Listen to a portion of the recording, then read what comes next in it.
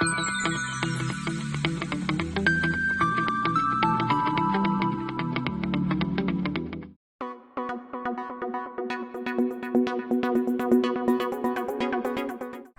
students, I am Kinjal Parmar. Welcome to the video lecture series of microprocessor and microcontroller. Our today's topic is Introduction to Microprocessor. So let's start with the definition of microprocessor. Microprocessor is a programmable, multi-purpose, clock-driven, register-based electronic device that reads binary instructions from a storage device called memory, accept binary data as input and process data according to those instructions and provide results as an output.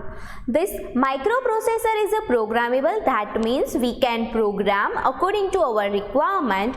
Multi-purpose, that means it can perform varieties of operations depending on requirement. Clock driven, that means microprocessor is basically synchronous device. Here we apply clock to perform various types of operation in a synchronous manner. Register based electronic device, that means it has some register which can store data, and then we can apply instructions, we can apply command to perform varieties of operations. So it reads instructions, it accepts binary data as input and process data according to those instructions, according to those commands, and provide result as output. This microprocessor is an electronic component that is used by computer to do its work. This microprocessor is basically a device of a central processing unit. Okay, it is a basically central processing unit on a single integrated circuit chip containing millions of very small components including transistor, resistor and diode that works together. This microprocessor is a basically central processing unit on a single integrated circuit platform with various types of transistor, resistors and diode to perform varieties of tasks. Here we have a basic architecture of a standard computers. In a computers we have an input device, output device and a memory, and this CPU that means basically a microprocessor in which we have a mainly three components, that is first ALU, arithmetic logic unit, control unit and register array. This ALU is basically used to perform varieties of arithmetic logic unit. This control unit basically control the flow of data and control varieties of operations provided in a arithmetic logic unit. This register array is basically used to store data which are processed. Okay, so this is basically a standard computer in which we use this microprocessor. So this microprocessor indicates its task with its basic components. So here in a processor we have a basic components that are arithmetic logic unit, control unit and register array. Next here we have this evaluation of microprocessor. The microprocessor has become a more essential part of many gadgets. The evaluation of microprocessor can be categorized according to the generation and according to the size of microprocessor. This evaluation of microprocessor was divided into a 5 generations such as first, second, third, fourth and fifth generation. So let's discuss one by one. Here we have a first generation microprocessor. The first generation microprocessor were introduced in the year of 1971 to 1972 by Intel Corporation. It was named Intel 4004 since it was a 4-bit processor.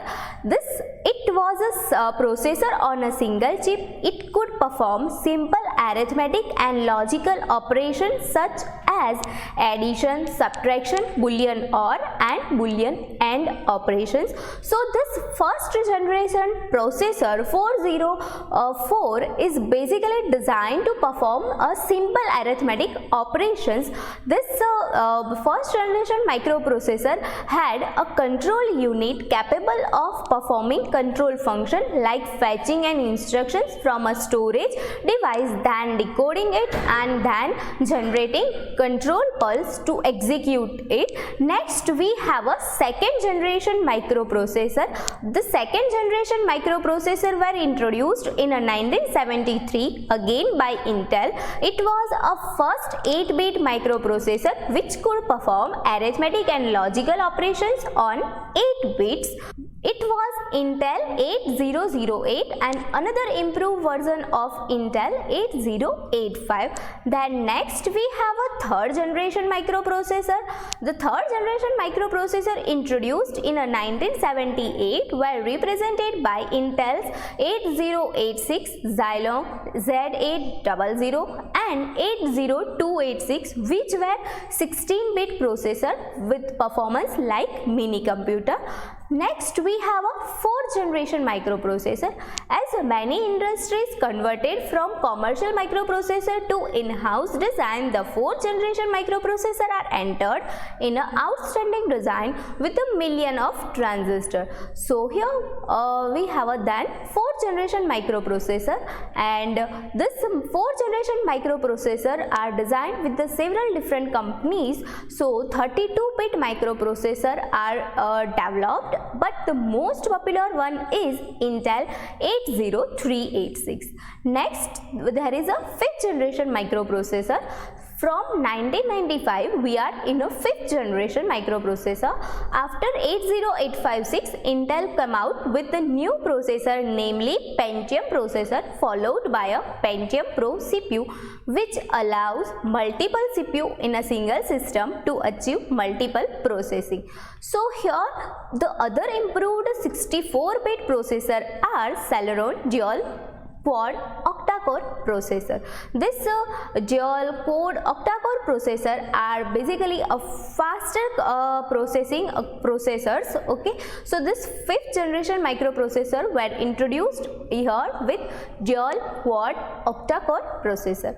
Here we have a various microprocessor, that is 4004, 8085, 8086, 80286, 80386, 80486, then Pentium series like Pentium Pro, Pentium 2, Pentium 3 and so on. Then we have a Intel Core 2 processor, then we have a i3, i5, i7 generation processor. Okay, so we have a different types of microprocessors, and here this basic ICs and basic circuitry shows the example of our microprocessor.